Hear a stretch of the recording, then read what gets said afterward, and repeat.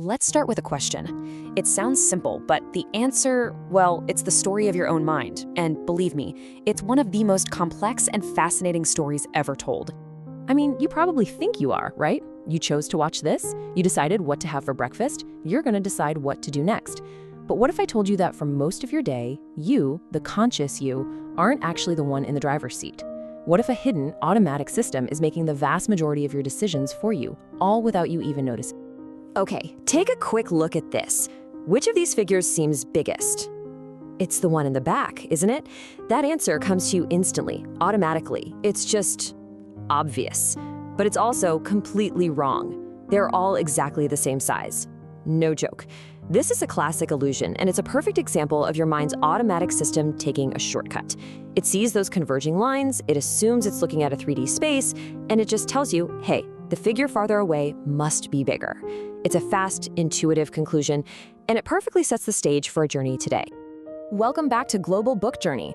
To really understand what's going on inside our heads when we get tricked by an illusion like that, and how it affects literally everything from our finances to our memories, we're diving into one of the most important books of our time, Thinking, Fast and Flow by the Nobel Prize-winning psychologist Daniel Kahneman. Now, this is not some dry academic textbook. Think of it more like a user's manual for the human mind. So if you've ever made an impulsive purchase you later regretted, or totally misjudged a situation, or just wondered, why on earth did I do that? Then you are absolutely in the right place. Let's get into the book's brilliant central idea. So Kahneman's big idea is this. Our thinking is basically run by two different characters, two systems with completely different personalities, who are constantly running the show inside our heads. He calls them, simply enough, System 1 and System 2. The easiest way to think about it is like this. System 1 is your mind's autopilot. It's fast, it's intuitive, and it operates automatically with basically zero effort. It's the part of you that instantly recognized your friend's face in a crowd or got you fooled by that illusion we just saw. And then there's System 2. That's your Copilot. The Copilot is slow, deliberate, and analytical. It's the part of you that has to grind through a tough math problem or carefully chooses where to invest your money. The thing is, the autopilot runs the show pretty much all the time because the Copilot is, well, it's lazy. It only kicks in when things get really difficult. Look at this right here. You see it, and your brain just reads it instantly. You didn't have to consciously think, okay, that's a 1, that's a 2. Nope.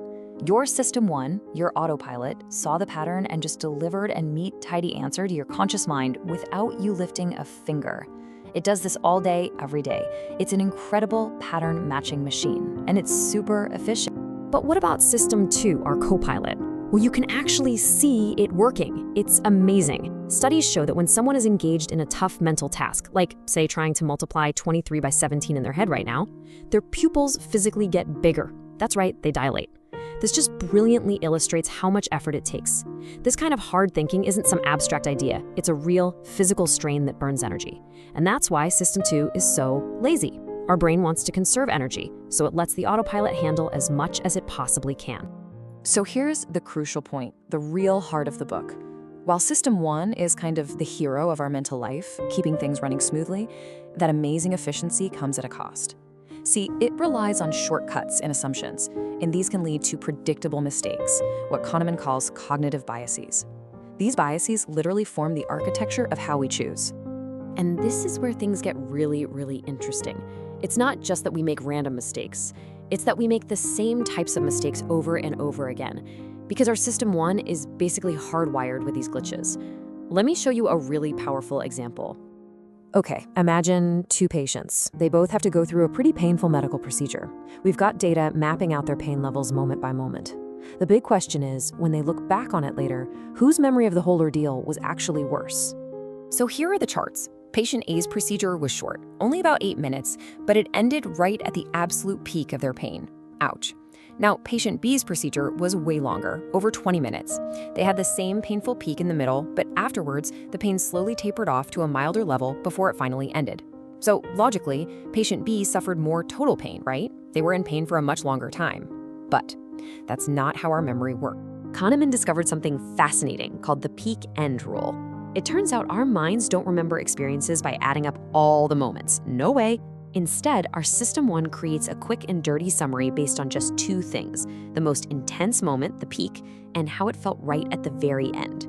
So because patient A's procedure ended on that high note of pain, they remembered it as being far, far worse, even though patient B suffered more overall. This one little bias affects how we remember everything: vacations, customer service calls, even relationships. And here's another huge bias: how we deal with risk. This table, which comes from Kahneman's Nobel-winning work, is just incredible. It shows that we don't think about risk using cold, hard numbers. We think in terms of what he calls decision weight. For example, when something has a tiny 1% chance of happening, we don't treat it like 1%. We treat it as if it were over 5%. Yeah, let's just focus on that for a second.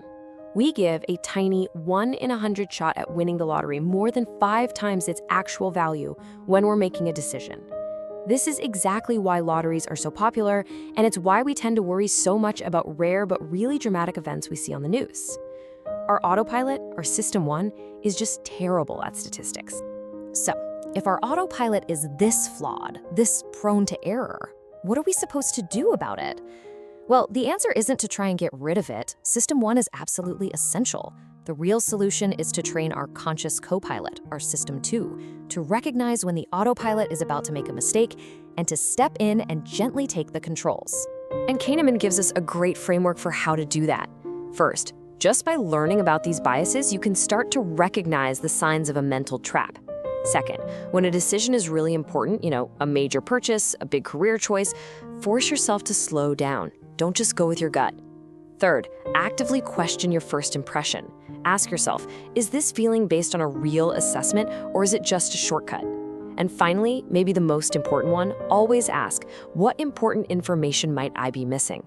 Our System 1 loves to build a neat story out of the little information it has. Your System 2's job is to ask what's outside the frame of that story. And this, right here, is the key takeaway. The real transformation here isn't about becoming some cold, logical robot. Our intuition is a powerful, wonderful tool. The goal is to develop a better, healthier partnership between your two systems, to appreciate the magic of your intuitive autopilot, but also to have the wisdom to know when it's time to wake up your deliberate, effortful copilot. This quote from Kahneman just sums it all up perfectly. Our minds are absolutely brilliant storytellers, but we often mistake how good the story sounds for how true it actually is. The greatest challenge, and really the greatest gift this book gives us, is the humility to recognize just how much we don't know, and to question the easy answers our minds store up. So as you go about the rest of your day, I'll leave you with this final thought. Your mind has these two characters, right? The fast-thinking autopilot and the slow-thinking copilot.